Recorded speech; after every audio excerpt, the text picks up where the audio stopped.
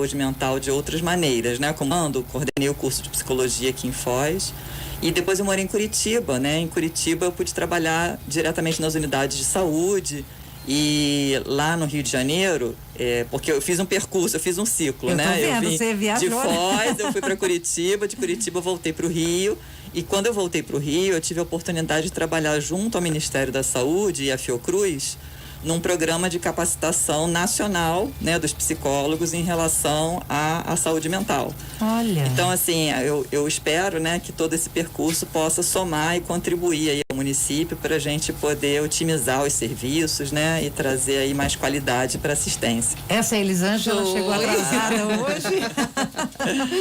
Estamos resolvendo os pepininhos depois aí. Depois dá um desconto no salário dela. Tá bom, obrigada. Simone, e você falou que a saúde mental agora virou diretoria, né? O que muda assim na prática para vocês? Então, a proposta agora, né, a gente tendo uma diretoria de saúde mental, a gente fica com um fluxo mais continuado, né? E a gente tem mais autonomia para poder acompanhar os serviços e delegar e deliberar as coisas, né? E isso a nossa expectativa é que isso otimize muito mais e centralize mais o fluxo, que estava muito dividido entre outras diretorias. Agora, centralizando numa, a gente consegue cuidar mais e ter mais autonomia. Essa centralização vai ser como? Vão ser os CAPs, vão ser todos no mesmo local ou não? Vai ser centralizado só a administração mesmo? Não, é assim, a administração, né? Porque antes os CAPs ficavam ligados a uma diretoria, as unidades de saúde ligadas a outra, né? E isso acabava dividindo, né? As unidades de saúde continuam ligadas à diretoria da atenção básica.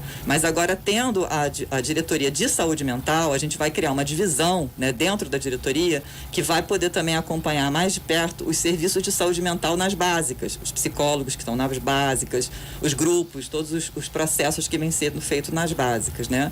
E além disso, a gente vai acompanhar de perto também, diretamente, os CAPs, e vem para a nossa diretoria também o CER4, que é o Centro Especializado de Reabilitação, né? Ele também está vindo para a saúde mental, porque uma das coisas que a gente quer trabalhar muito é esse preconceito que se tem, né? Porque, infelizmente, na nossa rede, a gente acabou associando a palavra saúde mental a transtorno, a doença e a psiquiatria, né? Mas a saúde mental é algo muito mais amplo, né? Todos nós precisamos ter uma saúde mental, né?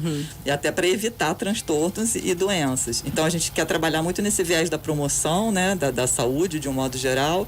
E o CER4, por trabalhar com tantas reabilitações, né? Com tantas deficiências específicas, a gente está muito atento para olhar o sujeito como um todo, né? De uma forma integral e poder cuidar dessa saúde, né? Mental também, né? Porque são pessoas que já vêm às vezes com um histórico de preconceito, enfim, uma série de coisas. Essa vai ser uma das mudanças, serão algumas das mudanças, mas qual que é o desafio agora para a tua gestão? Então, o desafio agora, eu estou chegando, né? Estou me inteirando aí de como é que estão esses serviços, né? Como que está a demanda e como está a capacidade de atendimento, e a gente espera poder otimizar, né? Quer dizer, diminuir filas, aumentar fluxos de atendimento, né? A gente também espera contribuir para esse olhar, né? Da promoção mesmo da saúde mental, no sentido de entender que às vezes acolhimentos que são dados para as pessoas, né, desde as unidades básicas, evitam muitas vezes um incidente maior, um transtorno, né, uma coisa mais para frente. Então a gente está tentando trabalhar nessa linha. Não sei se eu respondi. Eu acho, inclusive, que durante essa pandemia, se tem alguma coisa que a gente pode dizer que surgiu de bom, foi a discussão com relação à saúde mental, né? Tanto depressão, quanto o pessoal parece que está falando mais As disso, pessoas ficam né? muito fechadas, né? Trancadas em casa, e isso mexe com a cabeça das pessoas, né? Sim, e eu acho muito importante isso que vocês estão levantando, né? Porque as pessoas talvez não viam muito longe, né? Ah, ele tem depressão, ele tem pânico, né? Mas né? É como se fosse uma doença que baixa na pessoa, ou uma questão genética, né? E que não vai me atingir, né? Ou não vai me alcançar. Mas o que a gente está vendo é que, dependendo das condições sociais que a pessoa viva, né? Ou passa, ela pode sofrer né? É um sofrimento mental. Acho que o foco por trás aí é a gente poder ver que tem um ser humano, né? Não é um portador de transtorno. Simone, e no caso alguém que está sentindo alguma coisa estranha, que algum familiar chega e dá um toque, a pessoa percebe que precisa de ajuda. Ela primeiro vai na unidade de saúde, que daí vai encaminhar ela para vocês, é isso? Isso, a unidade de saúde, na verdade, é a gente, né? Porque a gente tem um trabalho que a gente fala que é a rede de atendimento psicossocial. A rede, né, da saúde mental, ela é composta também das unidades básicas. Então, sim, as unidades básicas são porta de entrada, né? Mas também os CAPs também são serviços que a pessoa pode procurar. De acolhimento, CAPs. Vai para ir direto também, no CAPs também, então. E que tipo de doenças, assim, vocês têm tratado com mais frequência? Que tipo de problema mental? Então, como eu cheguei agora, né, eu ainda não me inteirei exatamente de como que está sendo a clientela atendida, né? Em média, a gente atende, né, assim, falando da minha experiência em saúde mental, em média a gente atende desde esquizofrenia, né, até pânico, paranoia, várias situações. Agora, aqui em Foz eu não sei dizer como que está a demanda prioritária, né? Eu não sei dizer, eu tenho que me inteirar ainda. E a gente estava falando aqui antes de começar a entrevista que a gente está no mês aí em que é celebrado, digamos assim, o autismo, né? Vocês prestam atendimento também para autistas? Sim, sim. É lá no Ser 4? Isso, no Ser 4 tem atendimento para autista, né? E também no CAPS, né? E como é que é esse atendimento? São vários profissionais que atuam de maneira integrada? E é interdisciplinar? Isso. Lá no Ser 4 é um atendimento interdisciplinar, fonoaudiólogo, psicólogo, fisioterapeuta, né? Aí ele vai ser ouvido lá pela equipe e vai ser encaminhado para os atendimentos que forem necessários, né? E vocês dão todo esse... Além disso, tem aquela questão do acolhimento também, que você falou, né? Sim, sim. Poxa, que legal. Então, quem quiser, procura os CAPs primeiro, ou unidade de saúde? A unidade de saúde, a né? unidade básica de saúde. Isso. Você encaminha para pro 100 ou pro... Antes era o 100, né? Agora porque o Ser 4. O Ser 4. Não, o Ser 4 é uma coisa, o 100 é outra. Isso. O 100 era que tinha um ambulatório de psiquiatria funcionando lá, né? Um ambulatório de saúde mental. Agora o nosso ambulatório está funcionando no Hospital Cataratas. Ah, tá. Tá? Então, assim, a pessoa pode procurar a unidade de saúde, porque aí o profissional lá vai ter, né, uma escuta mais apropriada e mais adequada para direcionar para o melhor serviço, dependendo do que a pessoa está sentindo, né? Simone, você como psicóloga, assim, que dica você dá para uma pessoa que está achando que está num processo de depressão, que está com algum problema, que não está equilibrada a saúde mental? Que dica que você dá para essa pessoa quando é hora de procurar ajuda? Olha, eu acho que, para mim, no meu olhar, né, o autoconhecimento é tudo na nossa vida, né? Eu acho que quanto mais a gente se conhece, mais assertividade a gente consegue ter, né? Não só assertividade no sentido de fazer escolhas melhores pra gente, como também a gente ter assertividade na relação para com o outro, né? A gente consegue ser mais preciso na nossa expressão das nossas necessidades. Porque se eu mesma não conheço, né, os meus sentimentos e as minhas necessidades, como que eu vou trazer para o mundo, né? Como é que eu vou poder lutar no mundo pelo que eu preciso? Então, isso é uma habilidade, né? O autoconhecimento, eu acho que é algo que a gente precisa trabalhar em cima dele.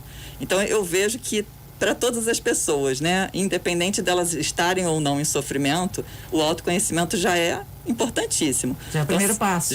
Né? Então, se a pessoa já está sentindo que não está legal, ela buscar algum serviço que possa promover para ela, né? Uma escuta, que possa ajudar ela a falar e ela entender o que está se passando dentro dela, né? Quer dizer, ela poder se cuidar, se autocompreender, porque muitas vezes a pessoa sente um mal-estar, mas não está entendendo direito o que está se passando, né?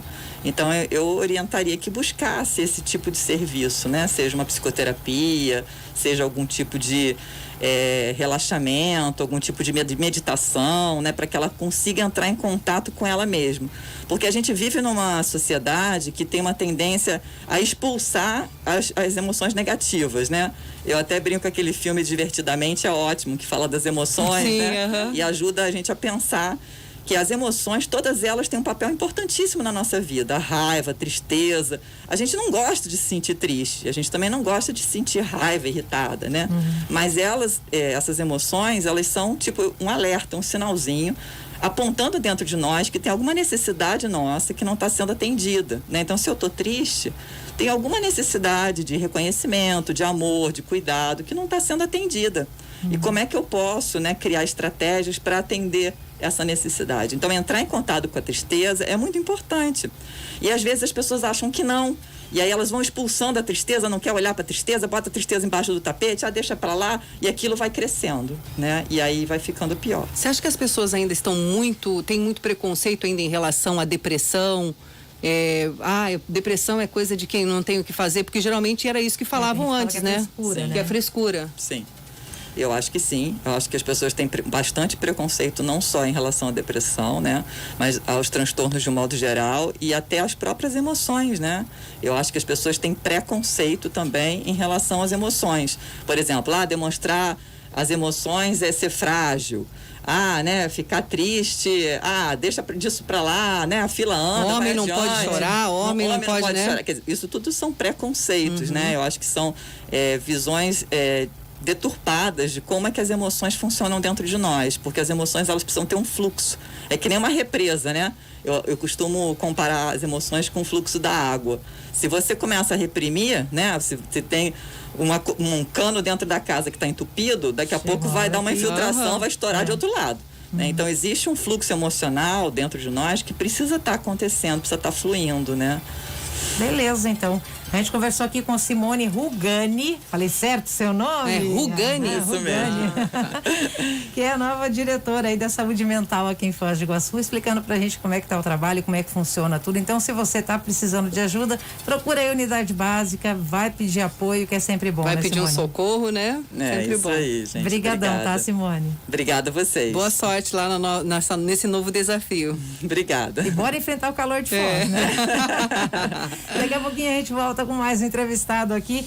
O nosso convidado é o João Ricardo Yamacida. Ele representa aquele grupo de médicos voluntários que começou a atender o pessoal aqui em Foz na quinta-feira e vai falar um pouquinho do trabalho dele, tá bom?